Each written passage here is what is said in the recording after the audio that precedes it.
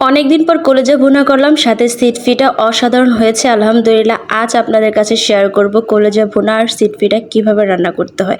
অবশ্যই পুরো ভিডিওটা দেখবেন, সাথে থাকবেন। আসসালামু আলাইকুম বন্ধুরা, কেমন আছেন সবাই? চলে আসলাম নতুন একটা ব্লগ নিয়ে। আজকে আমি পিঠা বানাবো, সাথে কলেজা ভুনা করব, তাই আপনারা অবশ্যই সাথে থাকবেন। তো প্রথমে আমি বাকরখানি দিয়ে সকালবেলা নাস্তাটা করে ফেললাম। আজকে আমি বাকরখানি দিয়েই নাস্তাটা করব। তো যেহেতু কলেজা ভুনা করব, সেক্ষেত্রে আমার আজকে আর কোনো অন্যরকম রান্না কোনো প্রস্তুতি নেই।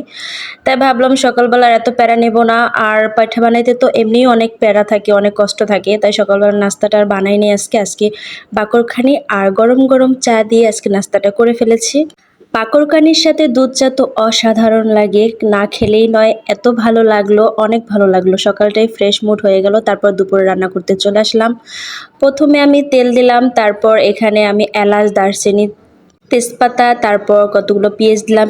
পেঁয়াজটা যখন ব্রাউন কালার চলে আসবে ঠিক তখন আমি রসুন বাটা, আদা বাটা, তারপর একটু লবণ দিয়ে এটা কষিয়ে নেব। কষা হয়ে গেলে তারপরে হলুদের গুঁড়া, মরিচের গুঁড়া, সাথে ধনিয়ার গুঁড়া, জিরার গুঁড়া এগুলো দিয়ে ভালো করে মশলাটা কষিয়ে নেব।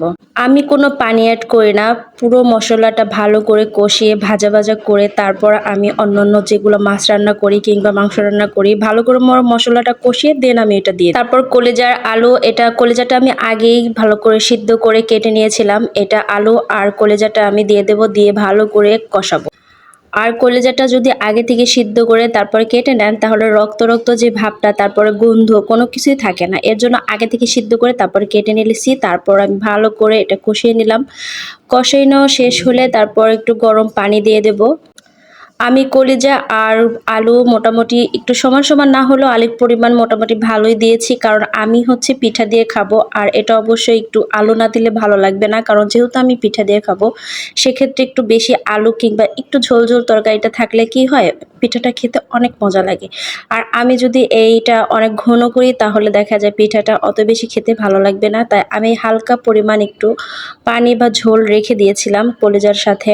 কলেজাটা ভালো করে কষিয়ে দেন আমি পানি দিয়ে দিছিলাম। তারপরে যে রান্না শেষ আমার, আমি একটু পানি পানি রেখেছি কারণ দিয়ে খাবো, তাই এই যে চলে আসলাম পিঠা বানাতে। পিঠাটা আমি প্রথমে চালটা অনেকক্ষণ ভিজিয়ে রেখেছিলাম, তারপর ভ্যালেন্ডার করলাম, তারপর একটা বাটিতে এটা ঢেলে তারপর পানি আর লবণ অ্যাড করে ভালো মতন মিশিয়ে নিয়েছি। তারপর পিঠা বানাতে চলে আসলাম। প্রথম পিঠা সবারই একটু না একটু ঝামেলা হয়, সেম আমারও হয়েছে। রুটি বানান বা পিঠা বানান প্রথমটা একটু ঝামেলা হয়। এই যে আমার পিঠাটা প্রথমটা একটু ঝামেলা হয়েছে। দেন আমার সেকেন্ড পিঠাটা আরও সুন্দর হয়েছে। সেকেন্ড পিঠাটা দিয়ে দিলাম, দেখেন কত সুন্দর হয়েছে। থার্ড পিঠাটা কি বলবো, একদম সুন্দর হয়েছে। থার্ড পিঠাটা সবচেয়ে ভালো হয়েছে। তো এই যে আমার থার্ড পিঠা বানানো শেষ, তারপর দেখেন কি সুন্দর হয়েছে। এই থার্ড পিঠাটা আরও বেশি সুন্দর হয়েছে। তারপর একে একে সব পিঠা বানিয়ে ফেললাম। এটা হচ্ছে লাস্ট পিঠা, তো এটাও বানানো শেষ। এই আমার সবগুলো পিঠা বানানো শেষ। তো এখন আমি এটা খাবো কলিজা দিয়ে। তো এই যে সার্ভ করতে অনেক মজা হয়েছে, অনেক ইয়ামি হয়েছে, অসাধারণ হয়েছে। আপনাদের এত কষ্ট করে ভিডিওটা দেখার জন্য অসংখ্য ধন্যবাদ। দেখা হবে নেক্সট ব্লগে। আল্লাহ হাফেজ, ভালো থাকবেন। কমেন্ট করে জানাবেন কেমন হয়েছে।